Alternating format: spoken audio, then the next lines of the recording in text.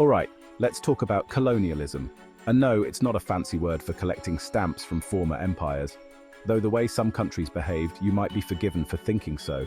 Imagine a powerful country waltzing into another country like they own the place, because, well, that's basically what they set out to do. Colonialism is all about one country establishing control over another, often by force, and ruling it to benefit themselves. Think of it as the obnoxious roommate who not only eats all your food, but also rents out your room and keeps the cash. So, how did we even get here? Picture this.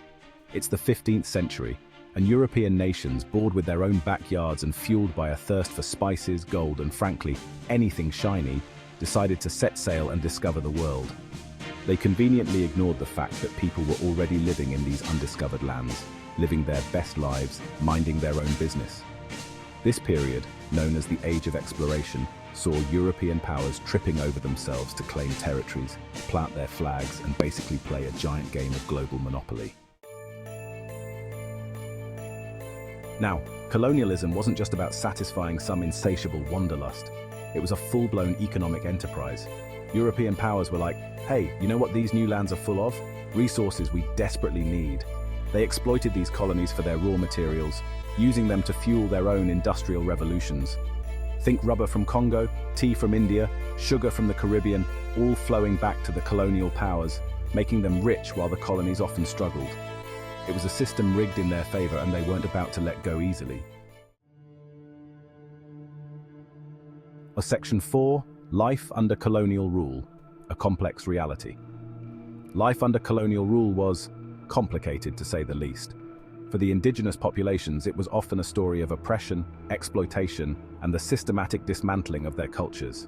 They were forced to adopt the language, religion, and customs of their colonizers, their own traditions often demonized or outright banned. Imagine being told your way of life, the beliefs you hold dear, are inferior, all while being subjected to unfair laws and treatment, not exactly a walk in the park. Section 5. Echoes of the past colonialism's lasting impact. Okay, so colonialism officially ended a while back, but its impact, that's still very much present. Many former colonies still grapple with the long-term consequences of their colonial pasts. Think economic inequality, political instability, and social divisions, all often rooted in the systems and structures put in place during colonial rule. It's like trying to rebuild a house after someone came in, rearranged all your furniture, and then left you with the bill for the renovations. Section 6. Case Studies, India and the Congo. Let's get specific, shall we? India, under British rule for over 2 centuries, saw its resources plundered, its industries crippled, and its people subjected to brutal treatment. The fight for Indian independence was long and arduous, a testament to the resilience of a people determined to reclaim their freedom.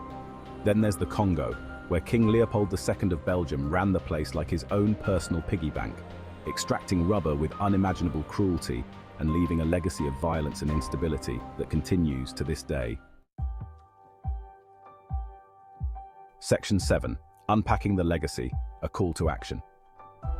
Colonialism is a complicated and often uncomfortable topic to discuss, but it's one we can't afford to ignore. Understanding its history, its impact, and how it continues to shape our world today is crucial. It's about acknowledging the injustices of the past, learning from them, and working towards a future where all nations and peoples are treated with respect and dignity. So, the next time you hear about colonialism, don't just brush it off as ancient history.